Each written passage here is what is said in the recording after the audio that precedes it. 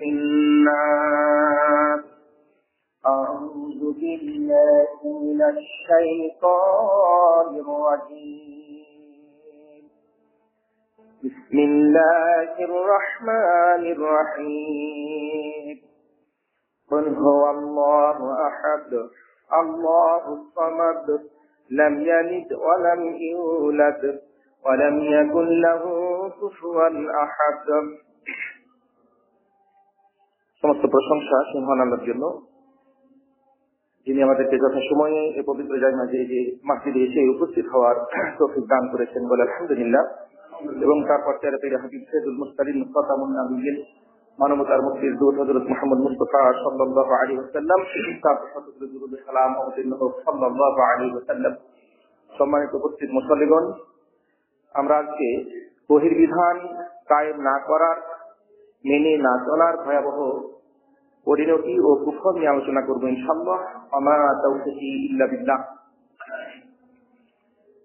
পবিত্র কোরআনুল কারীমে সূরা নূরে 46 এবং 47 থেকে 48 নম্বর আয়াত আল্লাহ বলছেন যে লাকাদ আনজালনা আয়াতিন মুবায়্যিনাত, আমি নিঃসন্দেহে আমরা সুস্পষ্ট আয়াতসমূহ নাজিল করেছি, এমন আয়াত নাজিল করেছি যে আয়াতগুলো সব কিছুকে সুস্পষ্ট ভাবে বর্ণনা করে দিবে। আয়াতিন মুবায়্যিনাত, আল্লাহু ইয়াহদি মান ইয়াশা ইলা সিরাতিল মুস্তাকিম, আর আল্লাহ তাআলা যাকে চান তাকে সিরাতে মুস্তাকিমের দিকে হেদায়েত করে থাকেন। ওয়া ইয়াকুলুনা, তারা বলে আমান্না বিল্লাহ, আমরা আল্লাহর প্রতি ঈমান এনেছি, ওদের রাসূলি এবং রাসূলের প্রতি ঈমান এনেছি। ওয়া আতানা, এবং আমরা আনুগত্য করেছি, আমরা মেনে নিয়েছি। এ কথা বলার পরে সুম্মা ইয়াতাওয়াল্লা ফারিকুম মিনহুম মিন বা'দি যালিক, এ কথা বলার পরেও কিছু তাদের মধ্যে থেকে কিছু ব্যক্তিরা এরা কিন্তু আবার মুখ ফিরে নিচ্ছে, সরে যাচ্ছে সেটা থেকে। ওয়া মা উলাইকা বিল মুমিনিন, এরা কিন্তু মুমিন নয়। ওয়া ইযা দুউ ইলা আল্লাহি ওয়া রাসূলিহি, আর যখন তাদেরকে ডাকা হচ্ছে আল্লাহর দিকে, ওয়া রাসূলিহি এবং তার রাসূলের দিকে, লিয়াহকুমা বাইনাহুম, যাতে করে তিনি তাদের মাঝে ফায়সালা করে দিবেন। ইযা ফারিকুম মিনহুম, তখন তাদের মধ্যে থেকে একটি দল মু'রিদুন, তারা সেটা প্রত্যাখ্যানকারী হয়ে যাচ্ছে। সূরা নূরের এই 46 থেকে 48 নম্বর আয়াতে আল্লাহ সুবহানাহু ওয়া তাআলা এখানে মুনাফিকদের বর্ণনা দিচ্ছেন। ওই সমস্ত ব্যক্তিদেরকে এখানে মুনাফিক আখ্যায়িত করা হয়েছে যারা মুখে স্বীকার করতেছে যে আমরা আল্লাহ মানি, আমরা রাসূলকে মানি, আমরা ইসলাম মানি। এ কথাটা তারা মুখে বলতেছে, অথচ আনুগত্যের সময় তারা কিন্তু আল্লাহকেও মানছে না, রাসূলকেও মানছে না। আনুগত্য যখন তাদেরকে বলা হচ্ছে এসো কোরআনের আনুগত্য করো, হাদিসের আনুগত্য করো, তখন তারা সেটা প্রত্যাখ্যান করছে। আল্লাহ এই সমস্ত ব্যক্তিদেরকে, যাদের অবস্থা এই ধরনের, মুখে স্বীকৃতি দেয়, মুখে বলে অথচ কাজে করে না, আল্লাহ সুবহানাহু ওয়া তাআলা তাদেরকে বলেছেন যে আমা উলাইকা বিমুমিনিন, এরা কিন্তু আসলে মুমিন নয়। তাহলে তাদের মুমিন হওয়াটাকে এখানে নাকচ করে দেওয়া হচ্ছে। আমরা আগে জেনেছি, গত জুমায় জেনেছি যে এই কথাটা বলা হচ্ছে ইবাদত, যে আমরা ঈমান আনলাম, আমরা শুনলাম, আমরা মানলাম, আমরা শুনবো, আমরা মানবো। এই কথা বললেও কিন্তু মানুষ কি পায়? নাজাত পায়। কিন্তু তার মধ্যে অবশ্যই মানার এই মূল মানসিকতা থাকতে হবে, গ্রহণ করার মূল মানসিকতা থাকতে হবে। আমরা বলেছিলাম যে কেউ একজন ব্যক্তি ইসলাম গ্রহণ করলো সকালে, তাকে বলা হলো যে তোমার উপরে ৫ ওয়াক্ত সালাত ফরজ আছে, তারপরে যাকাত দেওয়া ফরজ আছে, ইত্যাদি ইত্যাদি সমস্ত কাজগুলো সব ফরজ আছে। সে তখন বললো যে হ্যাঁ, এগুলো আমরা মানবো, এগুলো সব শুনলাম, এগুলো মানবো, মেনে নিলাম। এখন যখন মেনে নেওয়ার সময় আসবে তখন তাকে অবশ্যই মেনে নিতে হবে। কিন্তু যদি এখন সে মেনে নেওয়ার ঘোষণা দিয়েছে, কিন্তু যখন মেনে নেওয়ার সময় আসলো তখন বললো যে না, আমি মানবো না, সালাতের কথা বলা হচ্ছে যে আমি সালাত করবো না, জাকাত দেওয়ার কথা বলছে না, আমি জাকাত দেবো না। হজ করার কথা বলা হচ্ছে না, আমি হজ করবো না। অন্যান্য হালাল হারামের বিধান বলা হচ্ছে না, আমি এগুলো মানবো না। তাহলে কিন্তু সে যে মুখে যে কথাটি বলেছিল যে আমি ঈমান আনলাম আল্লাহর প্রতি, রাসূলের প্রতি, তাকে মেনে নিলাম, সেটা বাতিল হয়ে গেল। এজন্য আল্লাহ সুবহানাহু ওয়া তাআলা ওই সমস্ত ব্যক্তিদেরকে যারা কুরআন সুন্নাহ মেনে নেওয়ার কথা বললেও যারা মানে না, এদেরকে আল্লাহ বলছেন যে এরা আসলে সত্যিকার অর্থে এরা কিন্তু বিশ্বাসী নয়, মুমিন নয়। মুমিন হলে তারা অবশ্যই কুরআন মানত, রাসূল এর হাদিস মানত। এজন্য আল্লাহ সুবহানাহু ওয়া তাআলা সূরা তাওবার ৭১ থেকে ৭২ নম্বর আয়াতে আল্লাহ বলছেন, ওয়াল মুমিনুনা ওয়াল মুমিনাত, নিঃসন্দেহে যারা পুরুষ মুমিন যারা আর মহিলা মুমিন যারা, অর্থাৎ মুসলমান মানে পুরুষ মুমিন এবং মহিলা মুমিন, এরা বাযুহুম আউলিয়া বায, এরা কিন্তু একজন অপরজনের সহযোগিতাকারী হয়ে থাকে, বন্ধু হয়ে থাকে। ইয়ামুরুনা বিল মা'রুফ, ইয়ামুরুনা বিল মা'রুফ, এরা কিন্তু ভালো কাজের আদেশ করে থাকে। পুরুষ মুমিন হোক আর পুরুষ মহিলা হোক, এদের কাজ হচ্ছে ভালো কাজের আদেশ করা। ওয়া ইয়ানহাউনা আনিল মুনকার, আর খারাপ কাজ থেকে বাধা দান করা। এটা হচ্ছে মুমিনের বৈশিষ্ট্য। পুরুষ মুমিন হতে পারে, মহিলা মুমিন হতে পারে। পুরুষেরা পুরুষদেরকে ভালো কাজের আদেশ করবে, খারাপ কাজ থেকে বাধা দিবে। মহিলারাও তাদের মহিলাদেরকে ভালো কাজের আদেশ করবে, খারাপ কাজ থেকে বাধা দিবে। অনুভাবে পরস্পরকেও ভালো কাজের আদেশ দিবে, খারাপ কাজ থেকে বাধা দিবে। পুরুষ মহিলাকে দিতে পারে, মহিলা পুরুষকে দিতে পারে, তার গণ্ডিতে বা তার আওতাধীন যারা রয়েছেন তাদেরকে। ইউকিমুনাস সালাহ, এবং তারা সালাত কায়েম করে। ইউতুনাজ যাকাত, এবং তারা যাকাত দেয়। ইউতিউনা আল্লাহ ওয়া রাসূলা, আর এরা আল্লাহকে মেনে চলে, তার রাসূলকে মেনে চলে। তাহলে মুমিন যারা, সেটা পুরুষ হোক আর মহিলা হোক, এদের কিছু বৈশিষ্ট্য আল্লাহ বর্ণনা করলেন সূরা তাওবার মধ্যে। সেটা ১ নম্বর হলো যে এরা পরস্পরের সহযোগিতাকারী হয়ে থাকে। ২ নম্বর হচ্ছে যে এরা ভালো কাজের আদেশ করে থাকে। ৩ নম্বর হচ্ছে যে এরা অন্যায় কাজ থেকে বাধা দান করে থাকে। ৪ নম্বর হচ্ছে যে এরা সালাত প্রতিষ্ঠা করে, সালাত কায়েম করে, সালাত পড়ে, যেভাবে সালাত পড়া উচিত সেভাবে।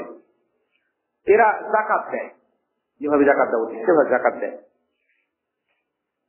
৬ নম্বরে বলা হচ্ছে যে এরা আল্লাহকেও মেনে চলে, তার রাসূলকেও মেনে চলে। এই কথাটি ব্যাপক অর্থবোধ। এখানে কিছু ইবাদতের কথা বলা হচ্ছে, কিছু আদেশের কথা বলা হচ্ছে। ভালো কাজের আদেশ, খারাপ কাজের নিষেধ। ভালো কাজ কাকে বলা হয়? যেগুলো শরীয়তসম্মত কাজ, যেগুলো নেকির কাজ, সেগুলো কি ভালো কাজ আমরা বলি? যেগুলো মুনকার, নিষিদ্ধ কাজ, সেগুলো কি মুনকার বলা হয়? অসংখ্য নিষিদ্ধ কাজ আছে, সেগুলো থেকে বাধা দান করে থাকে একজন আরেকজনকে। আল্লাহ বলছেন যে এই যে ব্যক্তিরা, এরাই কিন্তু উলাইকা সাইয়ারহামুহুমুল্লাহ, আল্লাহ এদেরকে রহম করবেন। এই যে নরনারী যারা এই কাজগুলো যারা করতেছেন, তাদেরকে আল্লাহ রহম করবেন। তাহলে মুমিন পুরুষ আর মুমিন মহিলাদের বৈশিষ্ট্য হচ্ছে যে এরা আল্লাহকে মেনে চলে, তার রাসূলকে মেনে চলে। আল্লাহকে মেনে চলা হচ্ছে কুরআনকে মেনে চলা, রাসূলকে মেনে চলা হচ্ছে রাসূলের সুন্নাহকে মেনে চলা। আল্লাহ বলছেন যে ওয়া'আদাল্লাহুল মুমিনিনা ওয়াল মুমিনাত, এই যে মুমিন আর এই মুমিনাত, এই পুরুষ মুমিন আর এই মহিলা মুমিন, এদেরকে আল্লাহ সুবহানাহু ওয়া তাআলা ওয়াদা দিচ্ছেন জান্নাতিন, অসংখ্য জান্নাতের, তাজরি মিন তাহতিহাল আনহার, যার নহর, এই যার যে জান্নাতগুলো, যে বাগানগুলো দিয়েই অসংখ্য নহর প্রবাহিত হবে। ফলে ফিহা, সেখানে তারা চিরদিন থাকবে। মাসাকিনা তাইয়্যিবা, এবং তাদের জন্য খুব ভালো পবিত্র সুন্দর তাদের জন্য বাসস্থান থাকবে সেই জান্নাতে আদন, জান্নাতে আদনের মধ্যে। রিজওয়ানুম মিনাল্লাহি আকবার, আর আল্লাহর পক্ষ থেকে একটা মহান সন্তুষ্টি তাদের উপরে থাকবে, রাজি খুশি থাকবে আল্লাহ তাদের উপরে। এটা হচ্ছে তাদের বড় ধরনের সফলতা। এখানে আল্লাহ সুবহানাহু ওয়া তাআলা সত্যিকার অর্থে যারা মুমিন হতে চান, তাদের বৈশিষ্ট্য বর্ণনা করতে যে আল্লাহ বলেছেন যে এরা সালাত পড়ে, সিয়াম, তারপরে যাকাত দেয়, তারপরে আল্লাহ এবং তার রাসূলের আনুগত্য করে চলে। পক্ষান্তরে যারা মুনাফিক, এরা কিন্তু তারা শুধুমাত্র মুখে বলে যে আমরা আল্লাহকে মেনেছি, রাসূলকে মেনেছি, আমরা কোরআন মানি, আমরা সুন্নাহ মানি, আমরা হাদিস মানি, কিন্তু যখন মানার প্রেক্ষাপট আসে, বাস্তবায়নের প্রেক্ষাপট আসে, তখন কিন্তু সেটা তারা করে না। এজন্য আল্লাহ বলছেন সুম্মা ইয়াতাওয়াল্লা ফারিকুম মিনহুম, মিন বাদে তা'বিদ, এই স্বীকৃতি দেওয়ার পরে, আমরা কুরআন মানি, হাদিস মানি, আমরা মুসলমান ইত্যাদি সমস্ত কথা বলার পরে তাদের মধ্যে থেকে একটি দল, অর্থাৎ এই স্বীকৃতি দানকারীদের মধ্যে থেকে একটি দল, এরা কিন্তু তা থেকে দূরে থাকে, সরে যায়। আল্লাহ সুবহানাহু ওয়া তাআলা এদের মুমিন হওয়াকে নাকচ করে দিয়েছেন। আল্লাহ বলছেন যে এরা সত্যিকার অর্থে এরা মুমিন নয়, এরা বিশ্বাসী নয়। বিশ্বাসী হতে হলে অবশ্যই তাকে স্বীকৃতি দেওয়ার পরে, আল্লাহ এবং তার রাসূলকে মেনে নেওয়ার পরে তাকে এই কর্মজীবনে বাস্তবায়ন করতে হবে। কর্মজীবনে যতক্ষণ না বাস্তবায়ন করবে ততক্ষণ পর্যন্ত সে মুসলিম হতে পারবে না, সে সত্যিকার অর্থে মুমিন হতে পারবে না। সেজন্য আল্লাহ সুবহানাহু ওয়া তাআলা পবিত্র কোরআনুল কারীমে আল্লাহ বলছেন, ইন্নাল্লাযীনা কাযযাবু বিআয়াতিনা, নিঃসন্দেহে যারা আমার আয়াতসমূহকে মিথ্যা প্রতিপন্ন করে, ওয়াস্তাকবারু আনহা, এবং তা গ্রহণ করা থেকে, তা মেনে নেওয়া থেকে যারা অহংকার করে, লা তুফাত্তাহু লাহুম আবওয়াবুস সামা, তাদের জন্য আসমানের দরজা সমূহ খোলা হবে না। ওয়ালা ইয়াদখুলুনাল জান্নাহ, আর তারা জান্নাতে প্রবেশ করবে না, হাত্তা ইয়ালিজাল জামালু ফি সামিল খিয়াত, যতক্ষণ না একটি উট একটি সুঁয়ের ছিদ্র দিয়ে প্রবেশ করে। একটি উট, বিশাল আকারের একটি উট, যেমন একটা সুঁয়ের ছিদ্র দিয়ে প্রবেশ করা যেমন অসম্ভব, তেমন অসম্ভব হচ্ছে তাদের জান্নাতে প্রবেশ করা। যারা আল্লাহর আয়াতসমূহকে মিথ্যা প্রতিপন্ন করে এবং আল্লাহর আয়াতগুলোকে, বিধানগুলোকে মেনে নিতে যারা অহংকার করে। সর্বপ্রথম অহংকার করেছিল ইবলীস। পবিত্র কোরআনুল কারীমে তার বর্ণনা অসংখ্য জায়গায় আছে। আল্লাহ বলেছেন, আবা ওয়াস্তাকবারা, সে অস্বীকার করেছিল, অহংকার করেছিল। আল্লাহর অর্ডার, আদমকে সিজদা করার অর্ডার সে মানে নাই, অহংকার করেছে। আল্লাহর নির্দেশকে যারা অমান্য করে চলে এরাই হচ্ছে বড় অহংকারী। সে নিজকে যতই বলুক যে না আমি অহংকারী নই, কিন্তু আল্লাহর আদেশ না মানাটা হচ্ছে অহংকারের প্রকাশ। কেউ যদি সালাত না পড়ে তাহলে বুঝে নিতে হবে সে মস্ত বড় একজন অহংকারী। সে যদি যাকাত না দেয়, অন্যান্য ইবাদত বন্দেগী না করে, তাহলে বুঝে নিতে হবে যে সে অহংকারী। এই জন্য অহংকারীর আলামতই হচ্ছে আল্লাহর বিধান মেনে না চলা। আল্লাহ বলছেন যে যারা আল্লাহর আয়াতসমূহকে মিথ্যা প্রতিপন্ন করার সাথে সাথে যারা সেটা মেনে নিতে অহংকার করে, এদের জন্য জান্নাতের দরজা সমূহ খোলা হবে না। আমরা জানি, হাদিসে এসেছে যে যখন মানুষ মৃত্যুবরণ করে, মৃত্যুবরণ করার পরে তার রূহগুলোকে, মুমিনের রূহগুলোকে প্রথম আসমান, দ্বিতীয় আসমান, এই করে সপ্ত আসমান পর্যন্ত নিয়ে যাওয়া হয়। প্রথম আসমানে যখন যায় তখন বলা হয় এটা রুহু কানা, উমুকের পুত্র উমুকের রুহু। সেই মুমিন ব্যক্তির রুহুর জন্য আসমানের দরজা খোলা হয়। এইভাবে সপ্ত আসমানের উপরে যে ইজলিল আছে সেখানে তার আমলনামাটি রাখা হয়। তারপরে আবার সেই রুহুটাকে কবরে এনে তাকে জিজ্ঞাসা করা হয়, তারপরে আবার তাকে ফিরিয়ে নেওয়া হয় জান্নাতে রুহুটাকে। এখন হাদিসে এসেছে তার ব্যাখ্যাটা যে জান্নাতে আসমানের দরজা খোলা হবে না, এর অর্থ হচ্ছে যারা কাফের, যারা বেঈমানদার যারা, তাদের জন্য আসমানের দরজা খোলা হবে না। তাদের রুহু আসমানের ওপরে আর উঠবে না।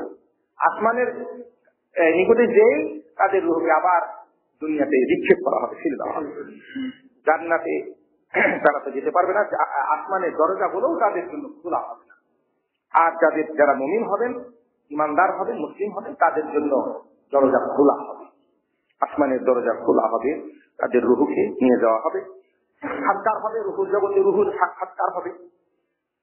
যে মানুষগুলো আগে থেকেই সেখানে আছে, মুমিন রুহু, তাদের সাথে পরবর্তী যাওয়া রুহুটা তার সাথে সাক্ষাৎ করবে।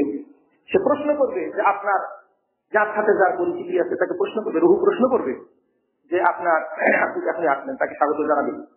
তাকে বলবে যে আপনি তো আসলেন দুনিয়া থেকে, অমুক অমুক ব্যক্তির কি খবর। তো যদি তার জানা থাকে সে বলবে যে হ্যাঁ অমুক ব্যক্তি তো মারা গেছে, তখন সে রুহু বলবে সে তো আমাদের কাছে আসে নাই, তাহলে সে হাদিয়াতে চলে গেছে। যারা এসেছে তারা তো এসেছে, আর যারা আসে নাই বা মরে নাই তাদের জন্য বলবে আল্লাহ প্রশংসা, তারা যেহেতু মরে নাই, মরলে তো আমাদের এখানে আসতো।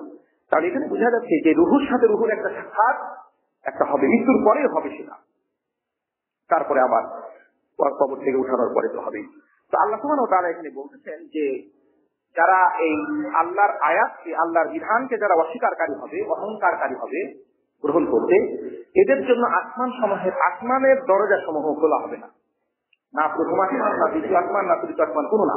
প্রথম আসমান থেকেই তাদেরকে নিক্ষেপ করে ছেড়ে দেওয়া হবে জমিনের দিকে, এবং সেটা নিয়ে চলে যাওয়া হবে শক্ত জমিনে যে সিজ্জিন আছে সেখানে।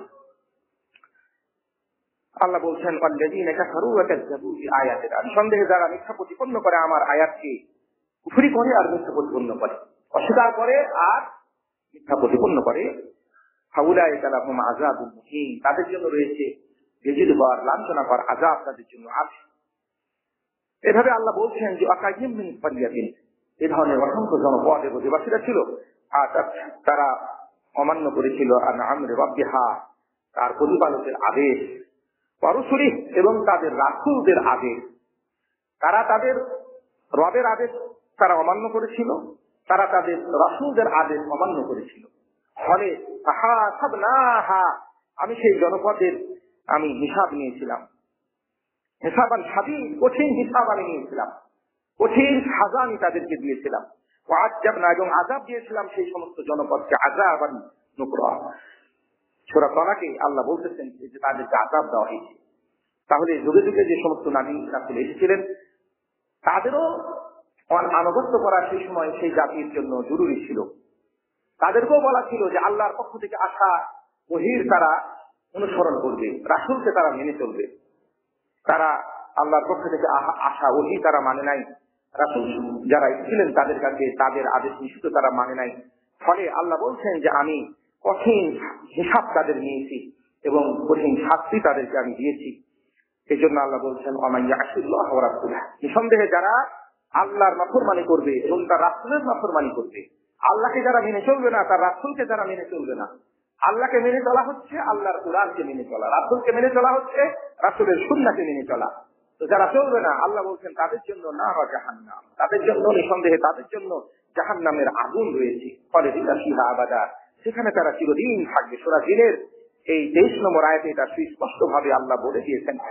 আল্লাহ সুবহানাহু ওয়া তাআলা মুনাফিকদের চরিত্র বর্ণনা করতে গিয়ে বলতেছেন আলাম তারা ইলাল্লাযীনা ইয়াজুহুনা আন্নাহুম আমানু বিমা উনজিলা ইলাইক, আপনি লক্ষ্য করেছেন সেই সমস্ত লোকদের দিকে যারা নিজেরা বলতেছে যে আমরা ঈমান এনেছি যা আপনার প্রতি নাযিল হয়েছে, অর্থাৎ কোরআনের প্রতি তারা বিশ্বাসের দাবি করতেছে যে কোরআনকে আমরা বিশ্বাস করি। ওমা উনজিলা মিন ক্বাবলিক, আর আপনার পূর্বে যা নাযিল হয়েছিল তাওরাত ইনজিল ইত্যাদি গ্রন্থ, সেগুলোকেও তারা বলতেছে যে সেগুলোর প্রতিও আমরা বিশ্বাস রাখি। এ কথা বলার পরে ইউরিদুনা আন ইয়াতাহাকামু ইলা তাগুত, এরা কিন্তু ইচ্ছা করতেছে তারা তাগুতের কাছে তাদের বিচার ফায়সালাটা নিয়ে যাবে, সেই বিচার প্রার্থী হওয়াটা তারা ইচ্ছা করতেছে। তাগুতের কাছে বিচার প্রার্থী হওয়াটা তারা ইচ্ছা করতেছে। তাহলে আল্লাহ সুবহানাহু ওয়া তাআলা তাগুতের কাছে বিচার প্রার্থী হওয়ার ইচ্ছা পর্যন্ত করাটাকে হারাম করে দিয়েছেন। তাগুতের কাছে, তাগুত হচ্ছে যে যারা কোরআন সুন্নাহ বিরোধী বিধান দিয়ে যারা ফায়সালা করে, এরা হচ্ছে তাগুত, শয়তান হচ্ছে তাগুত।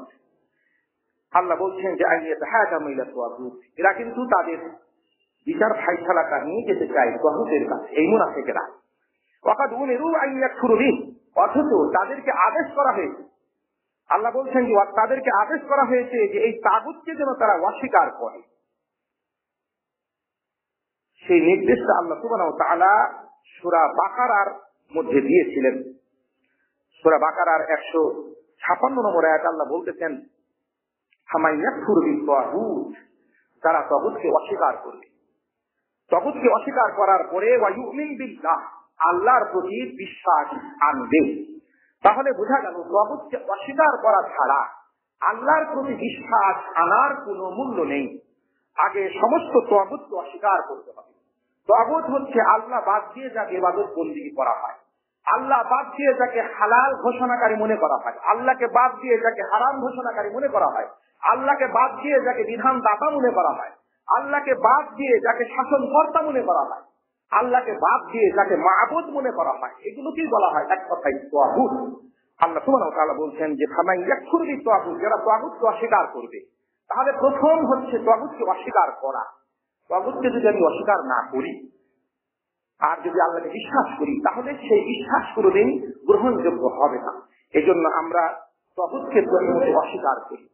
আমরা প্রথমেই বলি আশহাদু আল্লা ইলাহা ইল্লাল্লাহ, আশহাদু, আমি সাক্ষ্য দিচ্ছি যে আশহাদু আল্লা ইলাহা ইল্লাল্লাহ, আল্লাহ ইলাহা, কোন ইলাহ নেই, কোন মাবুদ নেই, কোন আদেশকর্তা নেই, কোন বিধানদাতা নেই, কোন হালালকারী নেই, কোন হারাম ঘোষণাকারী নেই, ইবাদতের যোগ্য কেউ নেই কেউ শাসনকর্তা নেই, কেউ হুকুমকর্তা নেই, কেউ বিধানদাতা নেই। লা ইলাহা, ইলাহের অর্থই হচ্ছে মাবুদ, যাকে ইবাদত করা হয় তাকে ইলাহ বলা হয়। তাহলে আমরা যখন প্রথমে ঘোষণা দিচ্ছি তখন নাকচের ঘোষণা দিচ্ছি যে লা ইলাহা। আমরা কালিমাতুত তাইয়্যিবাও যদি বলি তখন আমরা বলি লা ইলাহা ইল্লাল্লাহ, লা ইলাহা, কোনো ইলাহ নেই ইল্লাল্লাহ, আল্লাহ ছাড়া।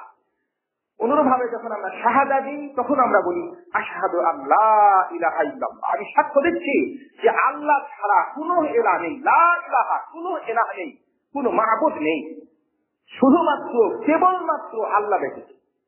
তাহলে এটাই হচ্ছে সামাইয়াতুর বিতাগুত। প্রথমে আপনাকে তাগুত অস্বীকার করতে হবে। আপনি যদি আল্লাহর প্রতি বিশ্বাস রাখতেছেন যে হ্যাঁ আল্লাহ আমার রব, সাথে সাথে আপনি অন্য কেউ রব মানতেছেন, আপনি বিশ্বাস করছেন যে হ্যাঁ আল্লাহ আমার বিধানদাতা, অনুরূপভাবে সাথে সাথে আপনি বিশ্বাস করতেছেন যে না এই যে ইহুদি খ্রিস্টান বিভিন্ন নেতা সেটা যত কিছু আছে এরা হলো বিধানদাতা, তাহলে আপনার ঈমান আনাই হয়। এই জন্য পবিত্র কোরআনুল কারীমে সূরা বাকারার 156 নম্বর আয়াত আল্লাহ বলেছেন ফামান ইয়াকফুর বিত্তাগুত, প্রথম শর্ত হচ্ছে ঈমান কবুলের প্রথম শর্ত হচ্ছে সমস্ত তাগুতকে অস্বীকার করতে হবে। ঘোষণা দিতে হবে যে আমি আল্লাহ ছাড়া কোনো মাবুদ মানি না, আমি আল্লাহ ছাড়া অন্য কাউকে সেজদা করব না, আমি আল্লাহ ছাড়া কাউরি কাছে মাথা নত করব না, আমি আল্লাহ ছাড়া কাউরি কাছে আমি নজর করব না, আমি আল্লাহ ছাড়া কাউরি কাছে মানত করব না, আমি আল্লাহ ছাড়া কারো বিধান মানি না, আমি আল্লাহ ছাড়া কাউকে রিজিকদাতা মানি না, আমি আল্লাহ ছাড়া কাউকে হুকুমকর্তা মানি না, আল্লাহ ছাড়া কাউকে আমি বিধানদাতা মানি না, আল্লাহ ছাড়া কাউকে আমি আনুগত্যের যোগ্য মনে করি না।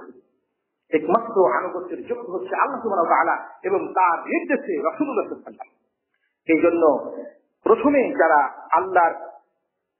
আল্লাহ ব্যতীত যে সমস্ত ব্যক্তিদের ইবাদত বন্দেগী করা হচ্ছে তাদেরকে যদি কেউ অস্বীকার করে ওয়ায়ুমিন বিল্লাহ, তারপরে যদি সে আল্লাহকে বিশ্বাস করে, আল্লাহ বলছেন ফাকাদ ইসতামসাকা বিল উরওয়াতিল উসকা, তাহলে সে মজবুত হাতল যেটা রয়েছে সেটাকে সে এগিয়ে ধরলো, লান ফিসামা লাহা, যেটা কখনোই বিচ্ছিন্ন হওয়ার নয়।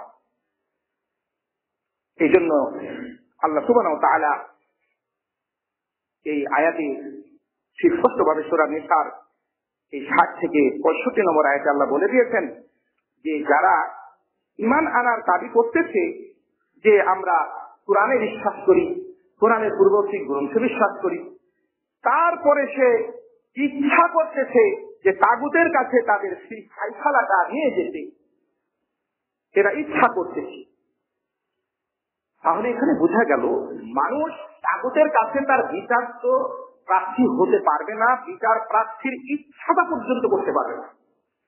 এখানে ইউরিদুনা আন ইয়াতাহাকামু ইলা তাগুত, তাগুতের কাছে তারা ইচ্ছা করেছে যে তার ফায়সালাটা নিয়ে যাবে, তাগুতকে বিচারক বানাবে, তাগুতের কাছে সে আবেদন করবে যে আমার এটা ফায়সালাটা করে দেন। আল্লাহ বলছেন ওয়াকাদ উমিরু, অথচ এই লোকগুলোকে নিষেধ করা হয়েছে, আদেশ করা হয়েছে যে তারা যেন সেই তাগুতকে অস্বীকার করে। সূরা নিসা পরে নাযিল হয়েছে, সূরা বাকারা আগে নাযিল হয়েছে। সেই বাকারাতে তাদেরকে এই আয়াতটা লা ইকরাহা ফিদ-দীন কাদ তাবায়ানা রুশদু মিনাল গায় ফামান ইয়াকফুর বিত-তাগুত, আল্লাহ বলছেন যে তাদেরকে আদেশ করা হয়েছে তারা যেন তাগুতকে অস্বীকার করে। সূরা নিসাতে কথাটা বলা হচ্ছে, তো তাদেরকে আদেশ করা হয়েছে তাগুতকে অস্বীকার করার জন্য, সেটা কোথায়?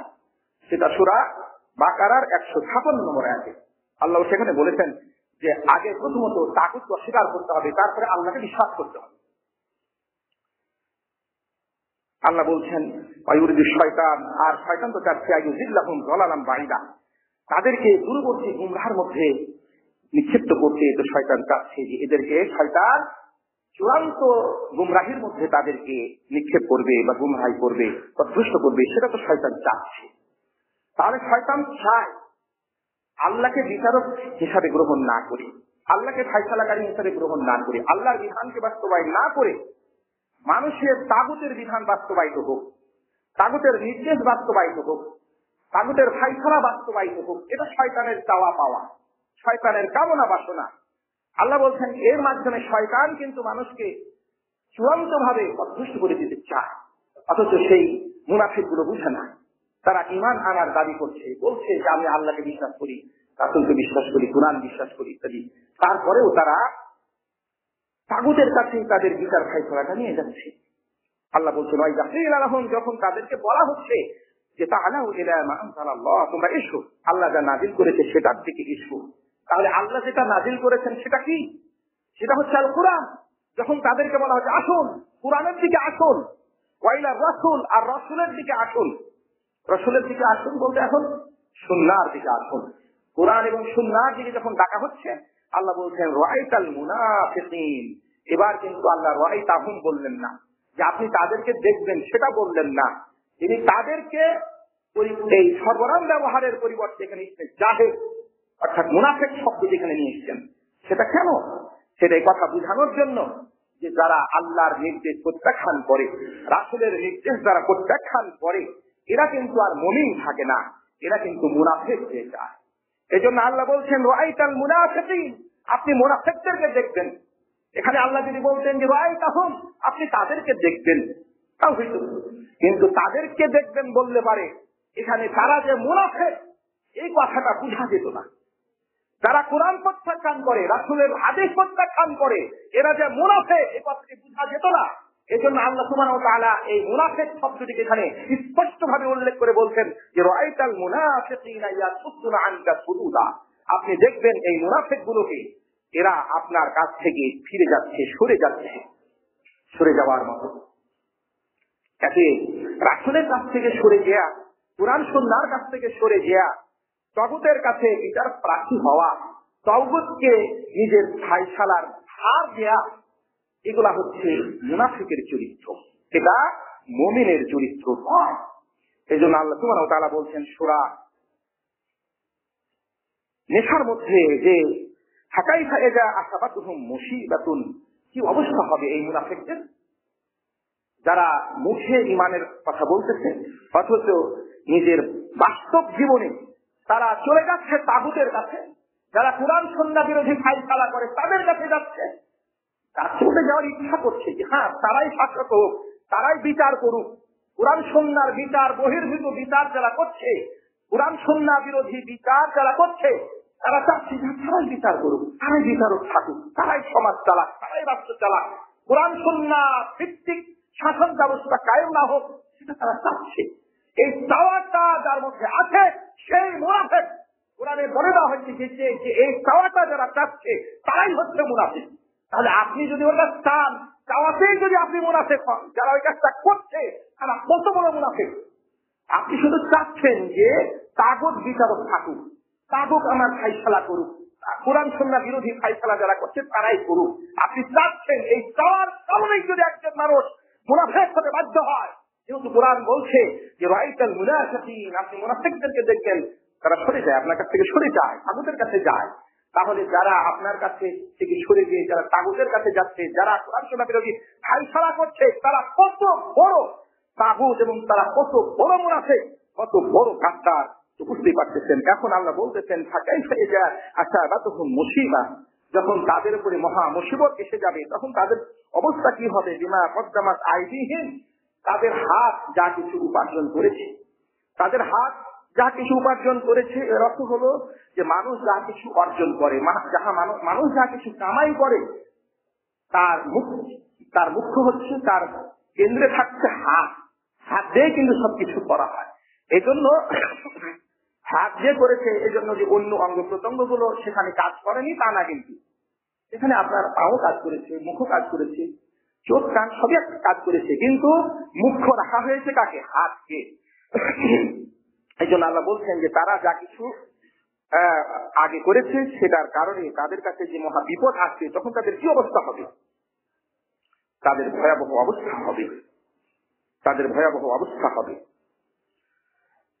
আল্লাহ সুবহানাহু ওয়া তাআলা তাদেরকে মুমিন হওয়াটা নাকচ করে দিয়ে আল্লাহ বলছেন ফালা ওয়া রাব্বিক, আপনার প্রতিপালকের শপথ করে বলতেছি, লা ইউমিনুনা, তারা বিশ্বাসী হতে পারবে না, হাত্তা ইউহাক্কিমুকা, যতক্ষণ না তারা আপনাকে বিচারক হিসাবে মেনে নেবে, ফিমা শাজারা বাইনাহুম, তাদের মাঝে ঘটে যাওয়া বিবাদের, তাদের মাঝে যত বিবাদ ঘটতেছে সমস্ত বিবাদের ফায়সালাকারী যতক্ষণ না তারা আপনাকে মেনে নিবে, রাসূলকে মেনে নিবে।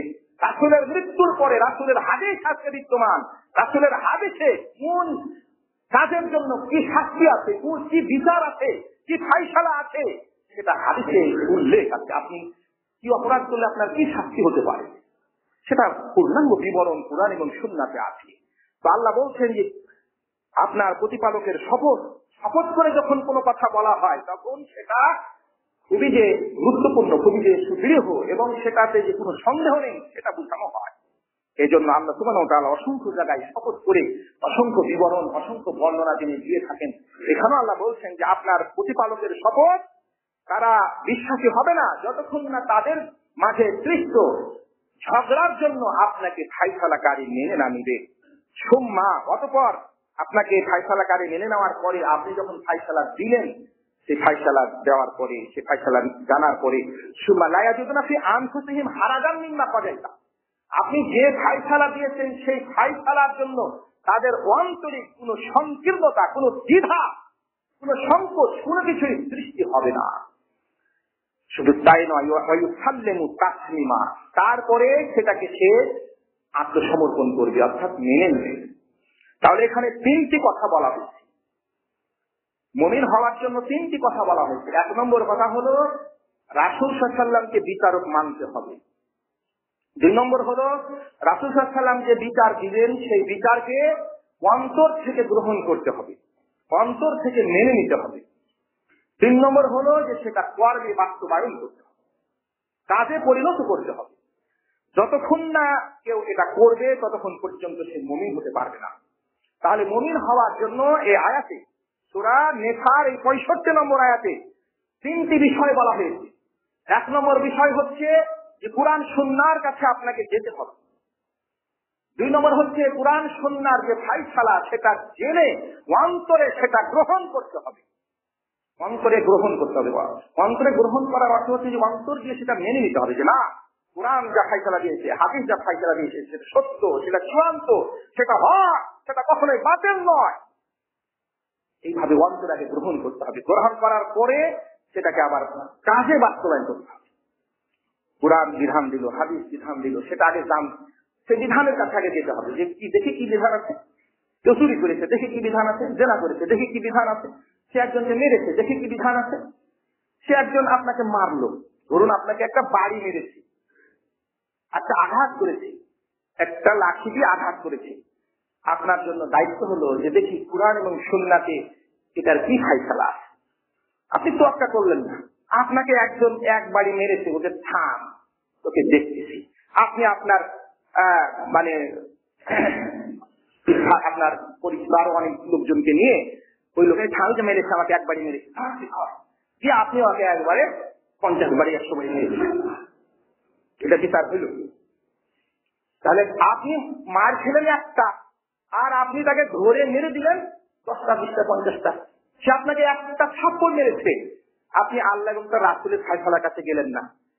এই ধর আমাকে মেরেছে, ধর ওকে দিয়ে ওকে মনে করেন আচ্ছা তাকে পিটন দিয়ে তার হাত পা ইত্যাদি দিয়ে দিয়েছিলেন। এটা বিচার হইল?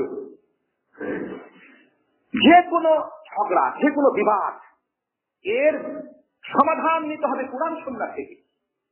আপনাকে যদি কেউ একটা বাড়ি মারে, আপনি শুধু তাকে একটা বাড়ি মারার অধিকার রাখেন। আপনাকে একটা বাড়ি সে কোথায় মেরেছে, যে জায়গার উপরে মেরেছে, যদি পিঠের উপরে মেরে থাকে, পিঠের উপরে মারার আপনি অধিকার রাখেন। সে যদি আপনাকে একটা বাড়ি এমন জায়গাতে মারে যে জায়গাতে আপনি মারতে গেলে, আপনি মরেননি কিন্তু কিন্তু আপনি মারতে গেলে সে মরে যাবে, তাহলে আপনি মারতে পারবেন না। এই যে বিধান দেখেন, তাহলে এখানে বোঝা যাচ্ছে যে আপনাকে একজন একটা বাড়ি মারলো, সে কত জোরে মারলো, আপনি তো বুঝতে পারলেন যে সে কত জোরে মারলো। এখন আপনি তাকে কত জোরেই মারতে পারবেন। দেখা গেল যে সে আপনাকে মেরেছে, আপনার দাগ বসেছে, শুধুমাত্র আপনার একটা দাগ বসেছে, কিন্তু আপনি তাকে এত জোরে মারলেন যে তার ওটা কেটে ফেলে দিলেন, মানে এত জোরে মারলেন যে ফেটে গেল। আপনি জানেন সেই আপনি একটা বাড়ি মারতে পারবেন, তত জোরে মারতে পারবেন যত জোরে সে আপনাকে মেরেছে। সেটাই হচ্ছে আল্লাহর বিধান, এটাই হচ্ছে কোরআন সুন্নাহর বিধান। এতে কোরআন সুন্নাহর বিধানকে যারা উপেক্ষা করবে এরা অবশ্যই জানেন, এরা অবশ্যই কোরআন সুন্নাহর এই বিধান অমান্য করার কারণে ইহকাল এবং পরকালে তারা শাস্তিপ্রাপ্ত হবে। সেই জন্য আল্লাহ সুবহানাহু ওয়া তাআলার বিধানের কাছে আত্মসমর্পণ করতে হবে। যত ঝগড়া, যত গন্ডগোল আছে, সব ঝগড়া, সব গন্ডগোলের সমাধান কোরআন এবং সুন্নাহ থেকে নিতে হবে। যারা কোরআন এবং সুন্নাহ বিশেষজ্ঞ তাদের কাছে যেতে হবে যে বলুন তো এর বিচার কি হতে পারে, বলুন তো এর ফাইসলা কি হতে পারে। সেখান থেকে তাদেরকে বিচারক নির্ণয় করে তাদের কাছে বিচার চাইতে হবে। এটাই হচ্ছে আল্লাহর বিধান।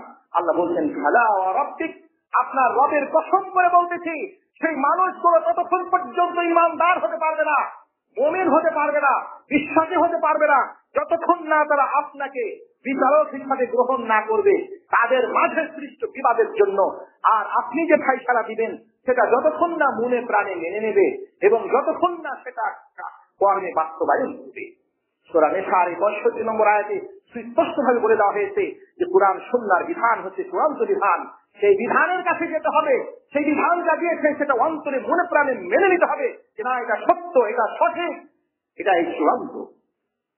যদি কেউ আল্লাহর বিধান বাস্তবায়নও করে আর যদি সেটাকে মনে করে অন্তরে মনে করছেন ভালো না।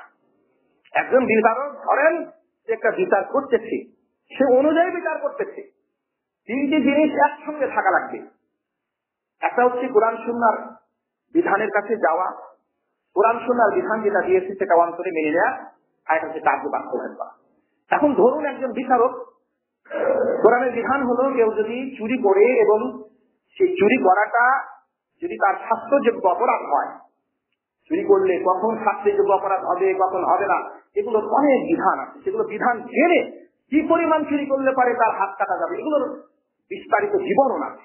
আপনার একটা সেন্ডেল নিয়ে কেউ চলে গেল, হাত কেটেছে, এটা হচ্ছে কি পরিমাণ চুরি করলে পারে তার হাত কাটা যাবে, এগুলোর বিধান আছে। এই বিধানগুলো আগে পরীক্ষা নিরীক্ষা করার পরে যখন সেটা প্রমাণ হলো, চূড়ান্ত হলো যে হ্যাঁ এখন সে শাস্তিযোগ্য অপরাধ করেছে, তার হাত কাটা যাবে, তখন হাত কাটতে হবে। এখন একজন ব্যক্তি ধরেন কোরআনের বিধান হাদিসের বিধান অনুযায়ী সে একজন চোরকে ধরে হাত কাটলো, বিচারক হাত কাটলো, কিন্তু বিচারক অন্তরে কিন্তু ওটার প্রতি তার কি নাই, বিশ্বাস নাই, ভক্তি নাই, আনুগত্য নাই, কবুল নাই। অন্তরে সে মনে করে এই বিধান হাত কাটার বিধান, সে বাস্তবায়ন করছে, সে হাত কাটতেছে, কিন্তু অন্তরে তার আছে যে বিধান এটা সঠিক বিধান না, এটা একটা বর্বর বিধান, এটা আল্লাহ দিয়েছে, এটা মানুষকে খালি ধোঁয়া করার জন্য দিয়েছে, মানুষকে মানে বিকলঙ্গ করার জন্য এই বিধান আল্লাহ দিয়েছে। অন্তরে কিন্তু ওই বিধানের প্রতি তার সম্মান বোধ নাই, আত্মসমর্পণ না, অন্তরের আত্মসমর্পণ যেটা সেটা নাই, তাহলে সে মুমিন না, যদিও সে বাস্তবায়ন করছে। এখন দেখা গেল যে একজন ব্যক্তি সে কিন্তু বিধান জানছে এবং সে বিধানের প্রতি তার অগাধ বিশ্বাস আছে, শ্রদ্ধা আছে, সম্মান আছে, কিন্তু কাজে পরিণত করতে পারতেছে না, পারলো না বা করলো না, সেজন্য সে অপরাধী হবে। বাস্তবায়িত না করার কারণে সে অপরাধী হবে। সে অপরাধটা কিন্তু বেঈমান হয়ে যাওয়ার অপরাধ না, সেটা ফাসিক হয়ে যাওয়ার অপরাধ। কিন্তু যদি সে সেটা মনে প্রাণে না গ্রহণ করে, তাহলে মনে প্রাণে গ্রহণও করে না, সেটা বাস্তবায়নও করে না, তাহলে বুঝে নিতে হবে যে সে মুনাফিক। তাহলে তিনটি জিনিস যদি একসঙ্গে থাকে তাহলে সে চূড়ান্ত জাহান্নামী, চিরস্থায়ী জাহান্নামী মুনাফিক। একটা হচ্ছে যে সে কুরআন সুন্নাহর কাছে যাচ্ছে না, বিধানের কাছে যাচ্ছে না। দুই, সে কুরআনের বিধান যেটা সেটা সে মনে প্রাণে মেনে নিচ্ছে না, সেটাকে সে বর্বর মনে করতেছে, জঘন্য মনে করতেছে, খারাপ মনে করতেছে, সেটাকে সঠিক মনে করতেছে না, হক মনে করতেছে না, আর কাজে বাস্তবায়ন করতেছে না। তাহলে এই তিনটা যদি অবস্থা কারো মধ্যে পাওয়া যায় তাহলে সে চূড়ান্ত চিরস্থায়ী জাহান্নামের মুনাফিক। যে মুনাফিকের ব্যাপারে কোরআন ঘোষণা দিয়েছে যে ইন্নাল মুনাফিকিনা ফি দারকিল আসফালি মিনান নার, মুনাফিকরা সব ক্ষেত্রে জাহান্নামের সর্বনিম্ন স্তরে এরা অবস্থান করবে। এই জন্য আল্লাহ সুবহানাহু ওয়া তাআলা বলেছেন ফালা ওয়া রাব্বিক, আপনার রবের শপথ করে বলছে ওই মানুষগুলো ততক্ষণ পর্যন্ত বিশ্বাসী হতে পারবে না, ইমানদার হতে পারবে না, যতক্ষণ না তারা আপনাকে তাদের কৃত ঝগড়ার জন্য ফায়সালাকারী হিসেবে মেনে না দিবে, ফায়সালাকারী হিসেবে আপনার কাছে না যাবে, আর আপনি যা ফায়সালা করেছেন সেটা অন্তরে মনে প্রাণে যতক্ষণ না মেনে নেবে আর কর্মে যতক্ষণ পর্যন্ত রাখে সেটা বাস্তবায়ন করবে, ততক্ষণ পর্যন্ত সে মুমিন হতে পারবে না। সূরা নিসার এই ৭ থেকে ৬৫ নম্বর আয়াত আপনারা ভালোভাবে আবার জেনে নিতে পারেন, এগুলোর ব্যাখ্যা বিশ্লেষণ, এগুলোর তাফসীর আপনারা পড়ে নিতে পারেন। আল্লাহ বলছেন আফাতুমিনুনা বিবাদিল কিতাব, তোমরা কিতাবের কিছু অংশের প্রতি বিশ্বাস রাখবে, ওয়াতাকফুরুনা বিবাদ, আর কিতাবের কিছু অংশকে তোমরা কুফরি করবে। কামা জাযাউ মান ইয়াফআল যালিকা মিনকুম, এই কাজ যারা তোমাদের মধ্যে করবে তাদের জন্য লাখিজুন ফিল হায়াতিদ দুনিয়া, তাদের জন্য কিছুই নাই এই দুনিয়ার জীবনে, তাদের জন্য লাঞ্ছনা আছে। অর্থাৎ কুরআন এবং সুন্নাহর বিধান পরিপূর্ণভাবে পূর্ণাঙ্গ বিধানকে মেনে নিতে হবে। কিছু মানবো আর কিছু মানবো না, কিছু মানবো আর কিছু ছাড়বো, সেটা হবে না। আল্লাহ বলছেন যে যারা কোরআনের আল্লাহর কিতাবের কিছু অংশের প্রতি বিশ্বাস করে আর কিছু অংশকে অস্বীকার করে, এদের জন্য এই দুনিয়ার জীবনে রয়েছে বিউজ্জতি, আর কিয়ামতের দিনে এদেরকে কঠিন আযাবের দিকে এদেরকে নিয়ে যাওয়া হবে। তোমরা যা করতেছো সে ব্যাপারে আল্লাহ যে খবর আছেন, আল্লাহ যে জানছেন না সেটা না, আল্লাহ সবই জানছেন। কে কি আমল করতেছে সেটা সবই আল্লাহ জানতেছে। কে মানতেছে আর কে মানতেছে না, কে পূর্ণাঙ্গ ভাবে মানতেছে আর কে পূর্ণাঙ্গ ভাবে মানতেছে না, সবকিছুর জ্ঞান, সবকিছুর ইলম, সবকিছুর জানাশোনা আল্লাহর কাছে আছে এবং আল্লাহকে কেউ ফাঁকি দিতে পারবে না। এই মানুষগুলো এই দুনিয়াবী জীবনকে তারা পছন্দ করে নিয়েছে আখিরাতের জীবনের পরিবর্তে। এদের কোনো আযাব হালকা হবে না, ওয়ালাহুম ইউনসারুন, আর তাদের কোনো সুপারিশ হবে না, শাফাআত হবে না। সূরা বাকারার এই 85 থেকে 86 নম্বর আয়াতে আল্লাহ সুবহানাহু ওয়া তাআলা স্পষ্টভাবে বলে দিয়েছেন, কোন ব্যক্তি যদি কোরআনের কিছু অংশের প্রতি বিশ্বাস রাখে আর কোরআনের কিছু অংশকে যদি অস্বীকার করে, তাহলে এদের জন্য চিরস্থায়ী জাহান্নাম আছে, এদের কোনো সুপারিশকারী থাকবে না, এদের কোনো আযাব হালকা করা হবে না, এদের জন্য কঠিন শাস্তি তাদের জন্য থাকবে। এজন্য আল্লাহ সুবহানাহু ওয়া তাআলা আমাদেরকে সতর্ক সাবধান করেছেন, কোরআন এবং সুন্নাহর বিধান মেনে নেওয়ার জন্য নির্দেশ দিয়েছেন। এবং কোরআন এবং সুন্নাহর বিধান যদি আমরা মেনে না নিই, তাহলে আমাদের এই জীবনে দুনিয়াবী জীবনের লাঞ্ছনার কথা তিনি বলেছেন, আখিরাতের জীবনের ভয়াবহ শাস্তির কথা তিনি বলেছেন। কুরআনুল কারীমে আল্লাহ সুবহানাহু ওয়া তাআলা স্পষ্টভাবে জানিয়ে দিয়েছেন যে যারা কোরআন এবং সুন্নাহর কাছে যারা যায় না, কোরআন সুন্নাহর বিধিবিধান যারা মানে না, তারাই হচ্ছে মুনাফিক। যাতে আমরা যারা মুখে ঈমানের কথা বলছি, মুখে বলতেছি যে হ্যাঁ আমরা আল্লাহকে মানি, রাসূলকে মানি, কোরআনকে মানি, কোরআন আমাদের বিধান, কোরআন আমাদের সংবিধান, কোরআন আমাদের সংবিধান, মুখে বলতেছে অথচ কাজে সংবিধান মানব রচিত সংবিধান। এটা আবার কোন মুনাফিকি হইল? কোরআনকে যখন আমি বলতেছি এটা আমার সংবিধান, হাদিস যখন আমার সংবিধান, তাহলে হাদিস কোরআন যা বলে, হাদিস যা বলে সেটা অনুযায়ী চলতে হবে, সেটা অনুযায়ী নিজের জীবন চালাতে হবে, সমাজ চালাতে হবে, রাষ্ট্র চালাতে হবে, অর্থনীতি, সমাজনীতি যত কিছু আছে সবকিছু কোরআন এবং সুন্নাহ ভিত্তিক হতে হবে। তাহলে এই ইহকাল এবং পরকাল আমাদের সুখময় শান্তিময় হবে, আমরা চিরস্থায়ী জান্নাতের বাসিন্দা হতে পারবো। আল্লাহ সুবহানাহু ওয়া তাআলা আমাদের সকলকে সেই তৌফিক দান করুন বলে আমিন।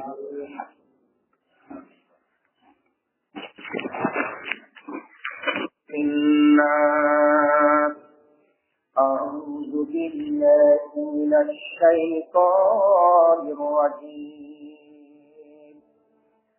بسم الله الرحمن الرحيم.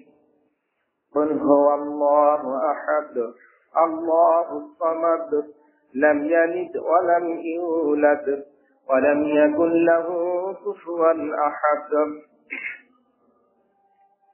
সমস্ত প্রশংসা সিংহান আল্লাহর জন্য।